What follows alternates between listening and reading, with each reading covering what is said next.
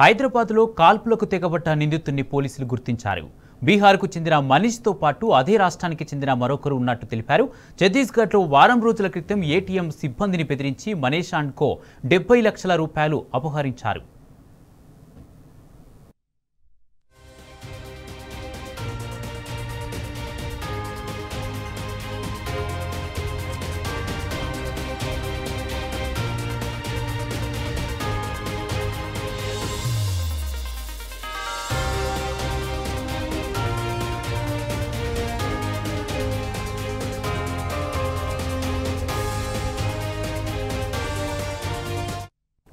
హైదరాబాద్లో కాల్పులకు తెగబడ్డ నిందితుడిని పోలీసులు గుర్తించారు.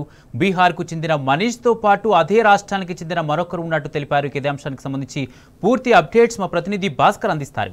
భాస్కర్, హైదరాబాద్లో కాల్పులు తెగబడ్డటువంటి నిందితుడిని పోలీసులు గుర్తించినట్టుగా తెలుస్తుంది. దీనికి సంబంధించి పూర్తి అప్డేట్స్ ఏంటి? బీదర్లో హైదరాబాద్లో కాల్పులు జరిగినటువంటి నిందితులను పోలీసులు గుర్తించారు. అమిత్ కుమార్ కాల్పులు జరిగినట్టుగా అనుమానిస్తున్నటువంటి పోలీసులు రోషన్ ట్రావెల్స్ వద్ద లభ్యమైనటువంటి సీసీ ఫుటేజ్, ట్రావెల్స్ సిబ్బందికి ఇచ్చినటువంటి ఐడి కార్డులను వాటన్నింటినీ గుర్తించినటువంటి సందర్భంలో ఆయన అమిత్ కుమార్ అనేటువంటిది గుర్తించారు. అమిత్ కుమార్ తో పాటు మరొకరి కోసం గాలింపు చర్యలు చేపట్టినటువంటి పోలీసులు హైదరాబాద్ నుంచి బీదర్ నుంచి ఎట్లా ఇక్కడికి వచ్చారు, ఎట్లా బీదర్ నుంచి హైదరాబాద్ ఎట్లా వచ్చారు, హైదరాబాద్ నుంచి వేరే ప్లేస్ కు ఎట్లా వెక్కి మార్చాలనుకున్నారు దానిపైన ఆరాధిస్తున్నారు.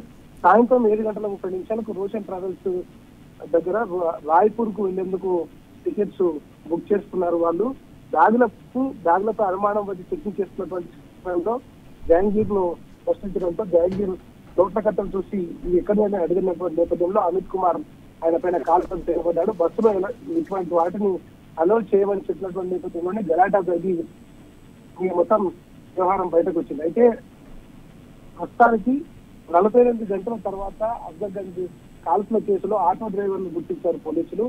దాదాపు 10 బృందాలు, Hyderabad task force, SOT, Bidar పోలీసులు, లాందారు పోలీసులు 10 బృందాలు గాలింపు చేపడితే ఇన్సిడెంట్ జరిగిన 48 గంటల తర్వాత ఒక ఆటో డ్రైవర్ ను మాత్రం గుర్తించగలిగారు పోలీసులు. ఆ ఆటో డ్రైవర్ ఇచ్చినటువంటి సమాచారం మేరకు అఫ్జల్గంజ్ నుంచి సికింద్రాబాద్ వరకు దొంగల్ని తీసుకెళ్లినటువంటి ఆటో డ్రైవర్ ను అదుపులోకి తీసుకుని విచారించగా దొంగల్ని వదిలిపెట్టినటువంటి ఆటో డ్రైవర్ ఎవరైతే ఉన్నారో ఆయన విచారణలో చాలా కీలక అంశాలు బయటకు వచ్చినట్టుగా తెలుస్తోంది. సికింద్రాబాద్ ఆల్ఫా హోటల్ వద్ద దొంగల్ని వదిలిపెట్టినట్టుగా ఆటో డ్రైవర్ చెప్పుకొచ్చాడు. ఆటోలో కూర్చున్నప్పుడు దొంగలు ఏమైనా మాట్లాడారా, ఏం మాట్లాడారు, ఏ భాషలో మాట్లాడారు అనేటువంటి కూడా ఆరాధిస్తున్నారు. ఇక మొత్తం ఈ ఇన్సిడెంట్ పై పోలీసులు అయితే చాలా తీవ్రంగా కృషి చేస్తున్నప్పటికీ ఇంతవరకు ఎవరు అనేటువంటిది మాత్రం గుర్తించగలిగారు. అఫ్జల్గంజ్ కాల్పుల ఘటనలో నిందితుల గుర్తింపుకు సంబంధించి నిందితుల్లో మాత్రం ఒకరు బీహార్ కు సంబంధించినటువంటి మనీష్ తో పాటు మరికొన్ని దోపిడీలకు పాల్పడుతున్నటువంటి నిందితులను కూడా గుర్తించారు. వారం క్రితం మొదలైన నిందితుల దోపిడీలు ఛత్తీస్గఢ్, బీదర్ లో దోపిడీలు చేసినట్టుగా గుర్తించారు. మనీష్ పై గతంలోనూ హత్య, దోపిడీ కేసులు నమోదయ్యాయి. మనీష్ పై రివార్డు కూడా ప్రకటించింది బీహార్ ప్రభుత్వం. మనీష్ కోసం 4 రాష్ట్రాల పోలీసులు వేట కొనసాగిస్తున్నారు. తెలంగాణ, బీహార్, కర్ణాటక, ఛత్తీస్గఢ్ లో గాలింపు చర్యలు చేస్తున్నటువంటి పరిస్థితి కనిపిస్తోంది. ఇంతే కాకుండా మనీష్ పైన గతంలో మనీష్ పట్టుకునేందుకు ప్రయత్నించినటువంటి సందర్భంలో ఆయన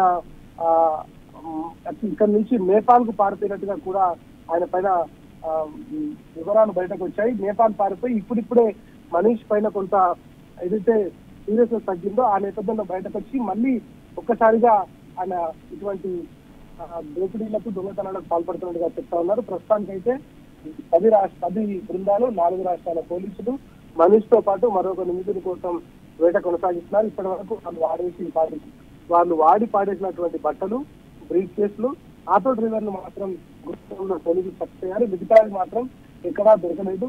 వాళ్ళు ఎటు నుంచి ఎదుగున్నారనేది ప్రస్తుతానికి సీసీ కెమెరాలకు సంబంధించినటువంటి పూర్తిగా ఎనాలిసిస్ చేస్తున్నారు. ఆ ఎనాలిసిస్ తర్వాత ఏమైనా కొంత హింట్ ఏమైనా వస్తుందేమో దీనికి సంబంధించిన క్లారిటీ వచ్చే అవకాశం అవసరం కనిపిస్తోంది. Kumar, right, thank you Bhaskar.